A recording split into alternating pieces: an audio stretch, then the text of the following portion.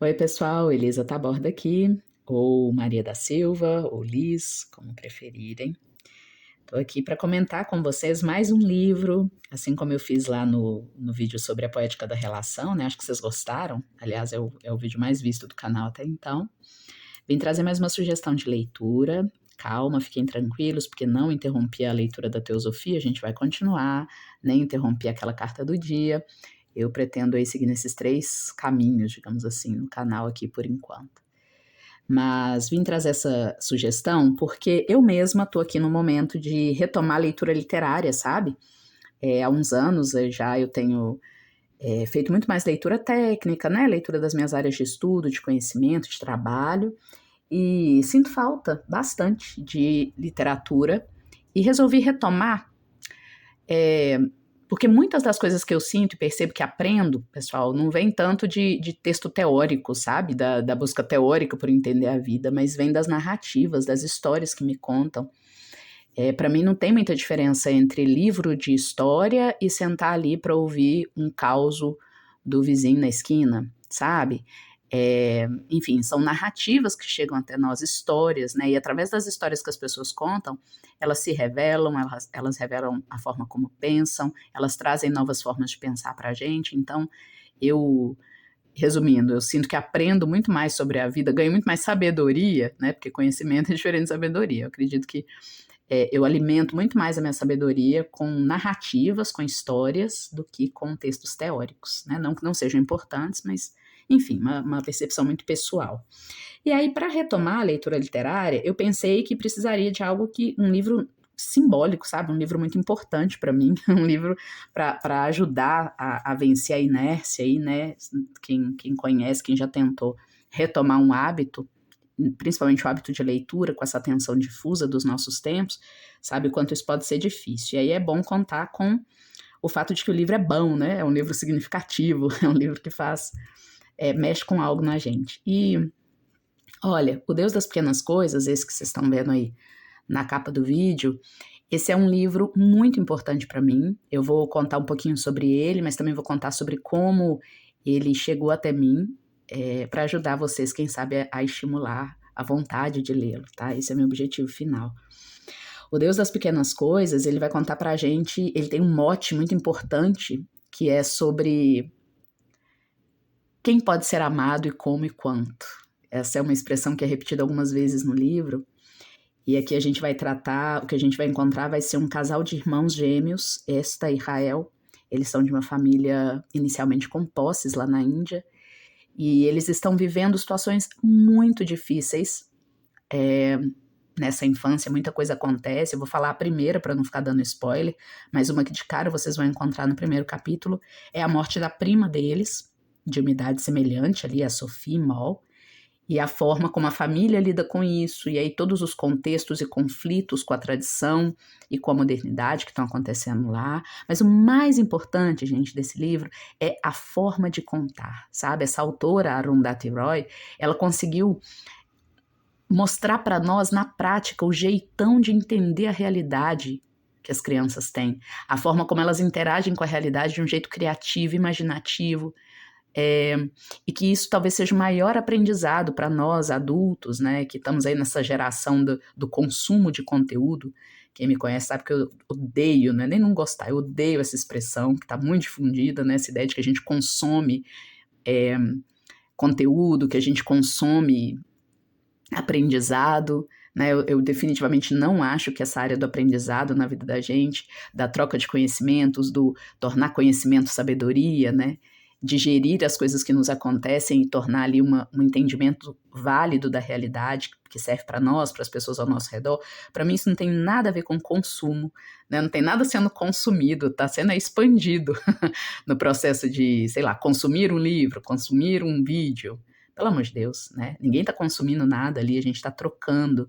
Abrir mão desse lugar agente que transforma aquilo que está sendo lido é negar ao leitor ou negar ao telespectador, sei lá, um lugar de agência que é fundamental, né? De protagonismo sobre o conhecimento que ele adquire, que é fundamental. E, para mim, quem sabe fazer isso muito bem é criança.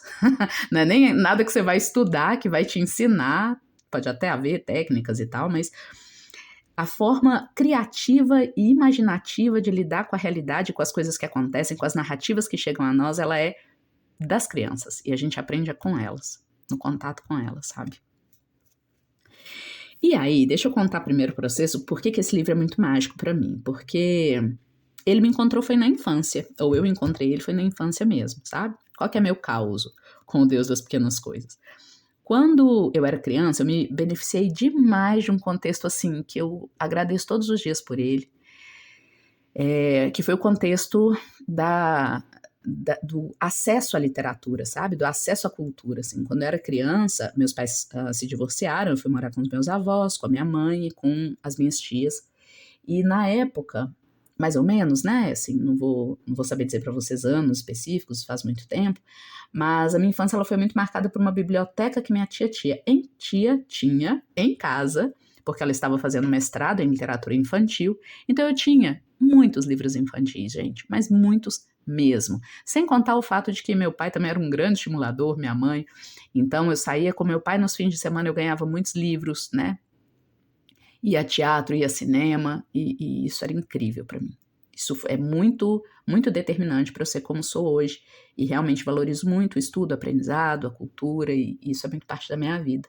E me ajuda muito a amadurecer, eu acho, sabe, em muitos aspectos. Tem problemas também, hoje eu não vou falar disso, vou falar das coisas boas que tudo isso me trouxe. E aí teve um momento muito específico, que foi o momento da transição dos livros com gravura, dos livros infantis, para os livros adultos, os livros que só tinham letrinha, né? Eu me lembro, todos os anos meu pai me levava na Bienal do Livro, aquela feira do livro gigantesca, né? E aí, nessa Bienal específica, ele já foi, durante o caminho, me seduzindo no sentido de, minha filha, talvez seja legal você ler o seu primeiro livro adulto, não? Vamos tentar hoje levar um livro sem figura?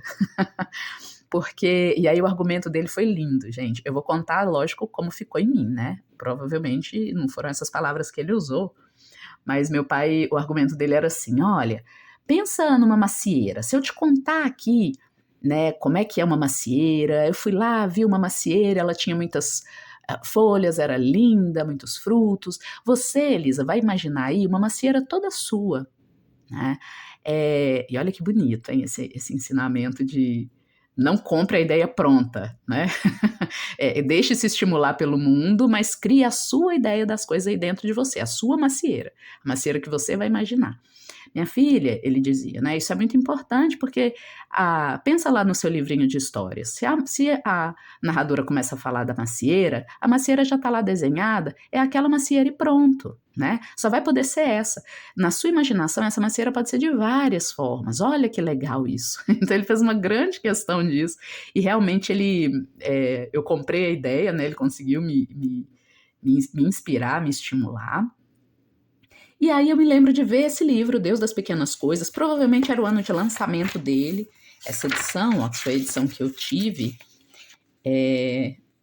esse não é exatamente o livro que eu ganhei naquela época, o meu se perdeu ao longo dos anos, esse aqui eu comprei no estante virtual, é esse que vocês estão vendo, mas ele é de 1988, olha só, então provavelmente foi mais ou menos nessa época mesmo, e ele estava lá num lugar de muito destaque, isso eu lembro porque ele estava no estande, acima dos outros livros, e me chamou muito a atenção o título, provavelmente eu li o textinho atrás, na contracapa, vou ler aqui para vocês também, e aí fiquei ainda mais encantada e comprei. Ou seja, pessoal, esse foi o meu primeiro livro de gente grande, meu primeiro livro de adulta. Depois, ao longo dos anos que se seguiram, é que eu fui lendo, sabe? Peguei e desisti de lê-lo várias vezes, provavelmente porque ele não é de fato adequado, não foi pensado para crianças lerem, né? Mas eram crianças contando a história. Então, e eram crianças vivendo coisas muito difíceis na infância, né? Os protagonistas aqui desse livro, e significando, dando significado para essas coisas que viviam de um jeito poético, gente, toda a vida, que eu nunca vi igual. De um jeito criativo e imaginativo que só as crianças têm para dar conta, talvez, dos cenários emocionais, mentais, físicos mais difíceis, sabe? Olha o texto atrás para vocês verem, eu vou começar por aí, hein? O texto da contracapa diz o seguinte: o ano é 1969. Na estrada para Coxim, Um Plymouth azul celeste, com detalhes cromados, fica retido no meio de uma manifestação de trabalhadores. No interior do carro estão os gêmeos Rael e Esta, e assim começa sua história. Os dois crescem entre caldeirões de geleia de banana e pilhas de grãos de pimenta, na fábrica da avó cega, Mamache. Armados somente da invencível inocência das crianças, eles tentam inventar uma infância à sombra da ruína que é sua família. A mãe, a solitária, adorável Amu, o delicioso tio Chacho, a inimiga Baby Kochama e o fantasma de uma mariposa que um dia pertenceu a um entomologista imperial. Rael e Esta ficam sabendo que as coisas podem mudar num só dia, que as vidas podem ter seu rumo alterado e assumir novas e feias formas que elas podem até cessar para sempre. O Deus das Pequenas Coisas é um romance ancorado na angústia, mas alimentado pela magia e por um profundo conhecimento. E aí eu me atrevo a dizer que essa magia e esse profundo conhecimento são da ordem da autora, sabe? Essa autora, Arundhati Roy, gente, ela consegue dar vida a um discurso, a uma forma de contar que é das crianças. E crianças contando cenários muito trágicos. Pense que a sociedade indiana que eles estão vivendo nessa época é uma sociedade de profundas cisões, né, entre colonizadores, colonizados, dos estamentos da sociedade lá mesmo, né, o conflito com os intocáveis está aqui nesse livro, a questão das mulheres divorciadas e a forma como são tratadas, a morte, né, esse primeiro contato com a morte na vida de alguém que a gente sabe, né, a psicologia já tratou disso algumas vezes e trata, né, da ideia de que isso é um trauma em si, né, o primeiro momento em que a gente descobre lá na infância que a gente vai morrer, que as pessoas morrem, o que é a morte. Então isso tá lá também. Tanto é que no primeiro capítulo, né, vou contar porque isso não é spoiler, tá já na entrada do livro, a narrativa começa, e daqui a pouco eu vou ler o início dela com vocês, assim como eu fiz lá no livro sobre a poética da relação. A narrativa já começa com a morte da prima, Sophie Moll, e lidar com essa morte, né, a forma como essa morte vai permear a história da família, é uma das coisas com as quais o Esta e a Rael precisam lidar. Vamos lá, vou ler essa primeira parte com vocês. E, enfim, espero que vocês gostem. Aí daqui a pouco eu comento mais um pouquinho. Maio em Aiemenem é um mês quente, parado. Os dias são longos e úmidos. O rio encolhe e corvos pretos se banqueteiam com belas mangas em árvores móveis, verde empoeiradas.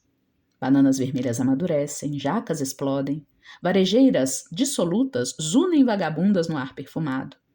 Depois se estatelam contra vidraças transparentes e morrem, totalmente enganadas, ao sol. As noites são claras, impregnadas de preguiça e de calma expectativa. Mas no começo de junho irrompe a monção sudoeste e vem 3 meses de vento e água com curtos intervalos de sol duro e brilhante, em que crianças excitadas aproveitam para brincar. O campo fica de um verde vaidoso. Divisas se dissolvem quando a cerca de mandioca se enraiza e brota. Paredes de tijolo ficam verde musgo. Pimenteiras se enroscam nos postes elétricos. Estava chovendo quando Rael voltou para Iemenem. Cordas de prata perpendiculares picavam a terra solta, pipocando como tiros. Gente, eu vou ter que interromper, porque que coisa bonita, né? Os poetas, eu vou te contar, olha como descrevem a chuva. Cordas de prata perpendiculares picavam a terra solta, pipocando como tiros.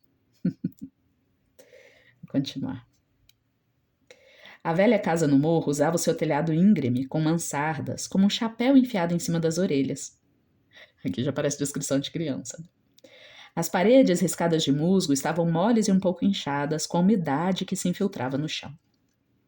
O jardim silvestre, descuidado, cheio dos sussurros e passinhos de pequenas vidas. No mato, uma cobra se esfregava numa pedra brilhante. Esperançosos sapos boi-amarelos buscavam companheiras no tanque espumoso. A casa em si parecia vazia, portas e janelas trancadas. A varanda da frente, nua, sem móveis. mas o Plymouth azul celeste com rabo de peixe cromado ainda estava parado ali fora. E lá dentro, Baby Kochama ainda vivia. Ela era tia-avó de Rael, irmã mais nova de seu avô. Seu nome verdadeiro era Navome Ipe, mas todo mundo a chamava de Baby. Tinha virado Baby Kochama quando chegou à idade de ser tia. Rael não tinha vindo vê-la, porém. Nem sobrinha nem tia-avó tinham qualquer ilusão a respeito. Rael tinha vindo ver seu irmão, Esta. Eram gêmeos bivitelinos, dizigóticos, diziam os médicos. Nascidos de óvulos diferentes, mas fecundados ao mesmo tempo. Esta era 18 minutos mais velha.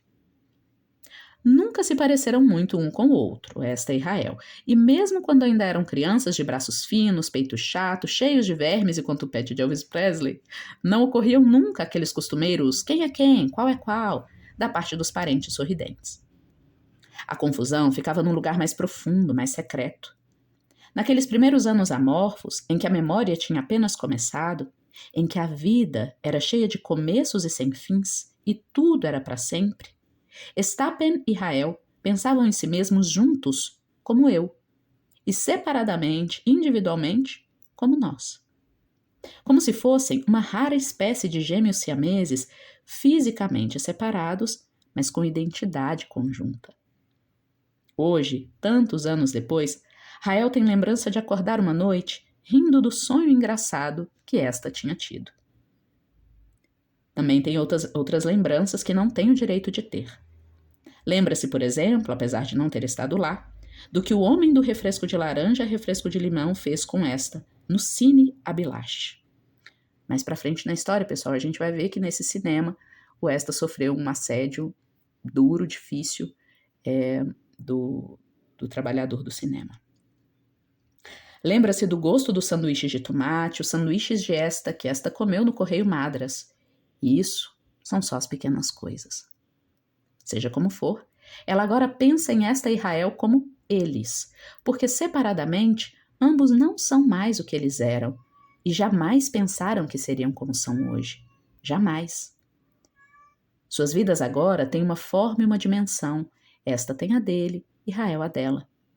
Bordas, fronteiras, divisas, margens e limites apareceram como um bando de gnomos em seus horizontes individuais.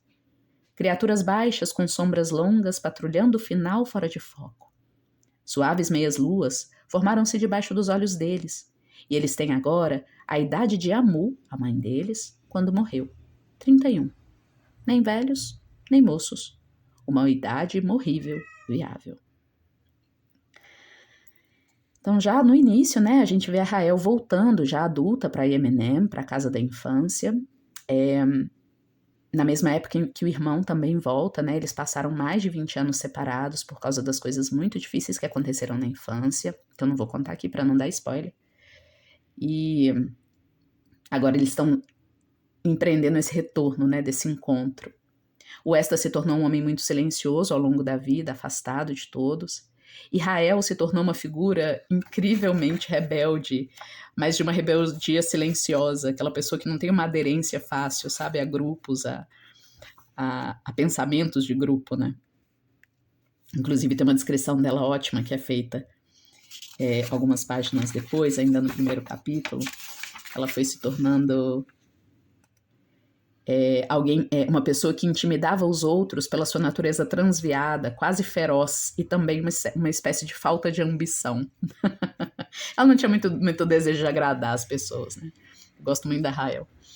E, enfim, pessoal, ao longo da narrativa, o que a gente vai perceber é que quem conta aqui está especialmente interessado em mostrar para nós que as formas como a gente lida, mesmo com cenários mais difíceis, podem e devem ser formas criativas e imaginativas, sabe?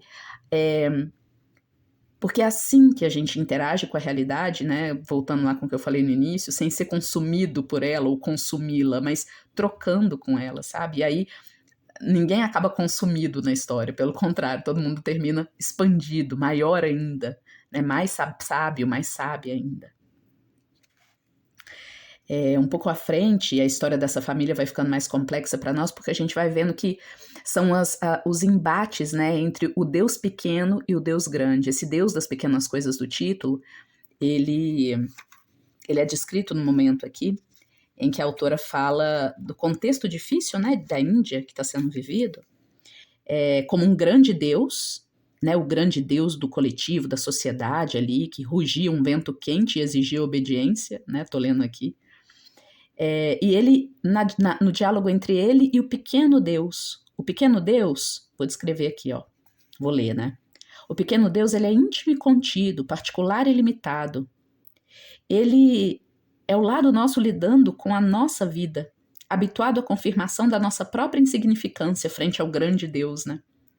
E é na relação entre esse pequeno Deus, que somos nós e a nossa alma e tudo aquilo que a gente sente, e o grande Deus, que é o Deus das normas sociais, né, que acontece o grande embate dos personagens dessa família. Porque eles desejam muitas coisas, eles querem, né, amar certas pessoas, eles querem viver, se relacionar com o mundo de certas formas que o grande Deus, né, da norma social, do que se espera deles no mundo, da comunidade, não permite. E as formas criativas e imaginativas como a gente pode e deve lidar com isso, sabe? Para manter o pequeno Deus existente, né, a nossa alma, enfim, para que a gente não sucumba no mundo e acabe sendo apenas o que esperam que nós sejamos, né? E não exatamente aquilo que há de mais autêntico em nós. Bom, só crianças para ter sabedoria o suficiente para abordar esse assunto de um jeito que não fica maçante de forma alguma, né? Uma história que inclusive é muito engraçada em vários momentos, é uma história de amores, de muitos amores, amores rebeldes, amores não só românticos, tá, gente? Amores entre familiares, entre amigos, e que desafiam mesmo padrões, sabe? Vou ler para vocês um último trechinho aqui antes de finalizar. A Rael tá falando aqui da família dela como um todo, né? Ela usa um exemplo da fábrica de picles da avó. Vou ler tudo, vou ler o trechinho. É assim.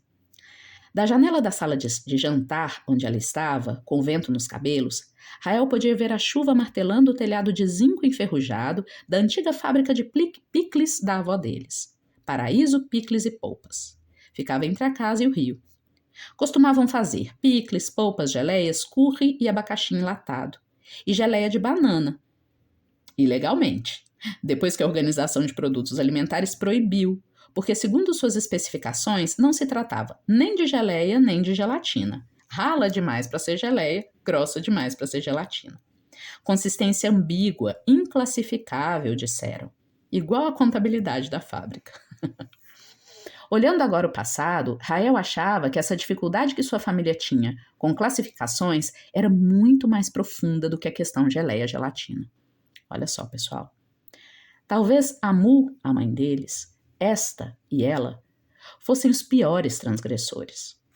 Afinal, a mãe era uma divorciada, né, nesse contexto. Mas não eram só eles, eram os outros também. Todos naquela família desrespeitavam as regras. Todos ultrapassavam territórios proibidos. Todos desafiavam as leis que determinavam quem podia ser amado e como e quanto. As leis que fazem das avós avós, dos primos primos, da geleia geleia, da gelatina gelatina. Era uma época em que tios viravam pais, mães se tornavam amantes, primos morriam e tinham funerais. Era uma época em que o impensável virava pensável e o impossível realmente acontecia. E no fim das contas é isso, essa é a grande chave para a interpretação desse livro, na minha opinião. O que está acontecendo nesse livro, nas narrativas dessas personagens, é o impensável. Durezas enormes, preconceitos, mortes, finalizações de ciclo, a quebra total das expectativas de vida de um ser humano para si mesmo, suas frustrações nos relacionamentos com o outro e com as expectativas sobre si. E a chave para isso que a autora nos oferece, para lidar com tudo isso, com esse impensável, com o fato de que a gente mesmo, né, muitas vezes a vida não segue a regra que a gente queria que ela seguisse, o fato de que a gente mesmo, muitas vezes, desafia essas leis de quem pode ser amado e como, e para mim hoje, gente, isso tem tudo a ver, né? Ah, mas será que eu posso amar uma pessoa que tem tais e tais características, que né, desvia de tais e tais normas sociais, do que eu acho que é o correto? Onde fica o amor nessa história? Eu posso, será, amar alguém que é um intocável na cultura hindu, ou amar alguém que é um esquerdista, um direitista? Será que eu posso? E o quanto essas normas muitas vezes ficam no meio do caminho impedindo a gente, né, as tais normas que dizem quem pode ser amado e como e quanto, quem pode ser valorizado, o que pode ser valorizado ou não, a que eu posso dar o meu aval, a que não. Será que muitas vezes isso não fica, né, no meio do caminho impedindo a gente de amar? E é dessa palavra mesmo que eu tô falando, amor. Essa tão mal cuidada, coitada. Tantas vezes a gente chama de amor o que não é, né? Mas essa aqui, o Deus das Pequenas Coisas, é uma narrativa de amor, sabe? De como é que ele pode ser complexo e conciliar paradoxos dentro dele. É plenamente possível amar muito alguém e discordar profundamente daquela pessoa, né? E aí as formas para lidar com isso no dia a dia vão pedir, sim, a criatividade e a imaginação de uma criança.